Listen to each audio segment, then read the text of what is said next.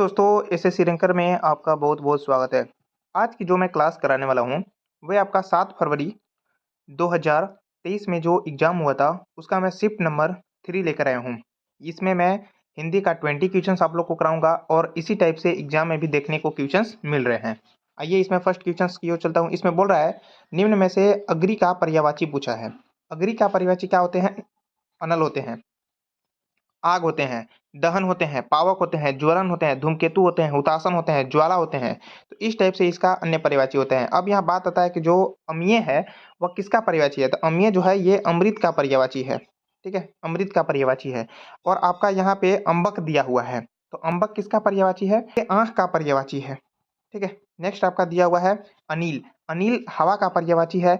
हवा के पर्यायवाची और भी होते हैं, जैसे कि पवन होते हैं, वायु होते हैं, इस टाइप से होते हैं। चलिए नेक्स्ट क्वेश्चन को चलता हूँ।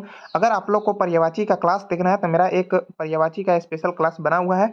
आप लोग डिस्क्रिप्शन में मैं लिंक दे दूंगा, वहां से आप लोग देख सकते हैं, या फिर मैं आई बटन में लिंक दे दूंगा, वहां से भी आप लोग देख सकते हैं।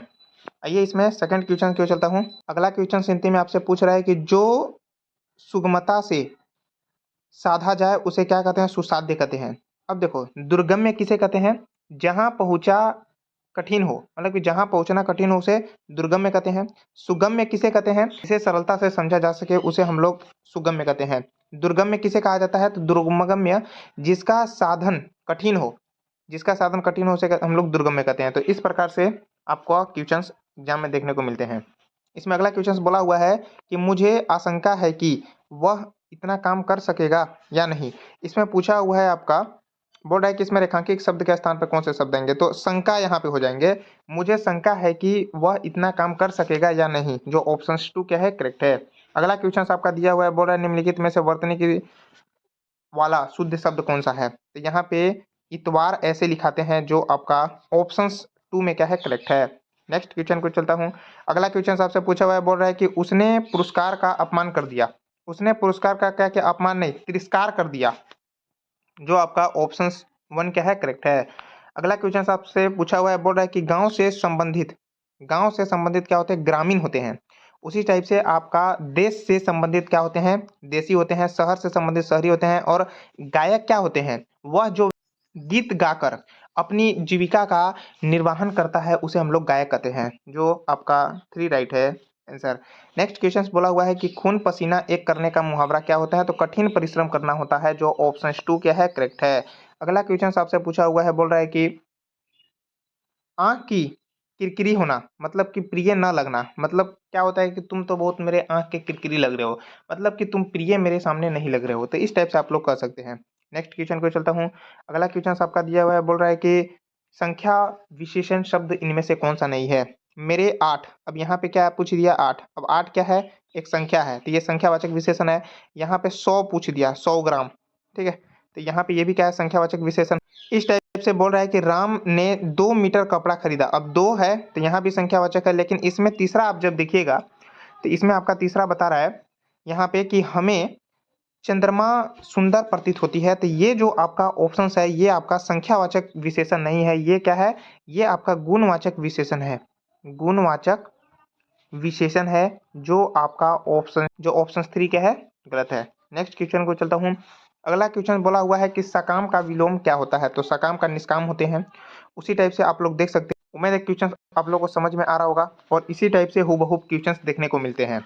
अगला क्वेश्चन आपका बोला हुआ है, भीष्म पितामह ने अविवाहित रहने का प्रण ले लिया था। सवाल में मेरे को त्रुटि लग रहा है। बोल रहा है यहाँ पे कि प्राण के पर्यायवाची, तो प्राण के पर्यायवाची क्या होते हैं? संकल्प होते हैं, वक्र संकल्प होते हैं, व्रत होते हैं, और आपका प्रतिज्ञा होते हैं। तो ये सब जो है आपका प्रण के पर्यायवाची है। लेकिन यहाँ पे जो कटक है, कटक सेना को कहा जाता है।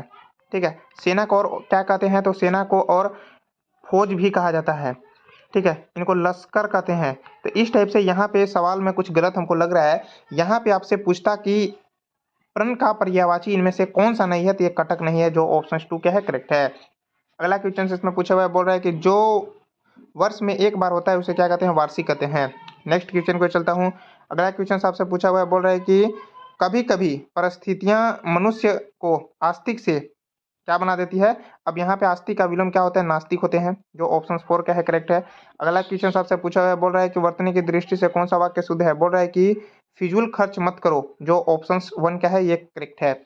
नेक्स्ट क्वेश्चन आपका 15 नंबर क्वेश्चन बोल रहा है निरंजन ड्राइवर को कार चलवाता है, मैं बोल रहा है कि कौन से त्रुटि है और इसका शुद्ध शब्द क्या होंगे, तो ऑप्शन 4 क्या है करेक्ट है।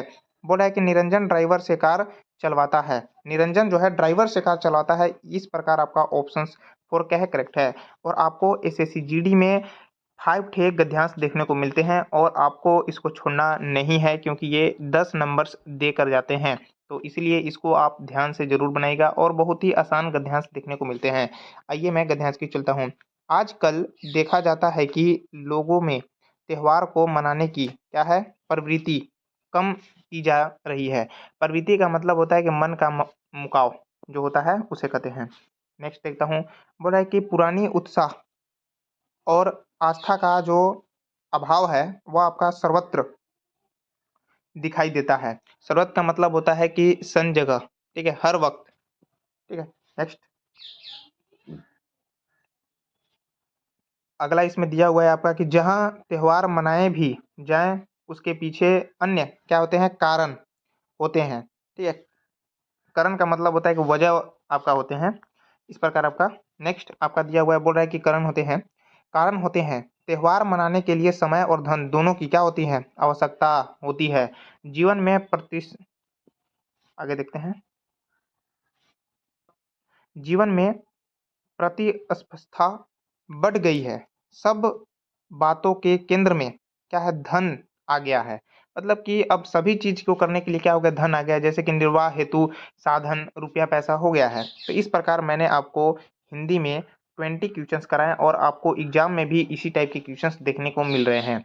तो आप लोग को अगर वीडियो अच्छी लगी हो तो लाइक कमेंट शेयर जरूर करना। अभी तक आप चैनल पे नए हो, चैनल को सब्सक्राइब कर लेना और बेल घंटी ऑन कर लेना, ताकि मैं जब भी वीडियो अपलोड करूं तो आपको समय समय पे नोटिफिकेशन मिलता रहे। तो इसका पीडीएफ पाना चाहते हो तो मेरा एक टेलीग्राम चैनल है एसएससी रैंकर ऑफिशियल, आप वहां से जाकर जुड़ सकते हैं। वीडियो देखने के लिए धन्यवाद।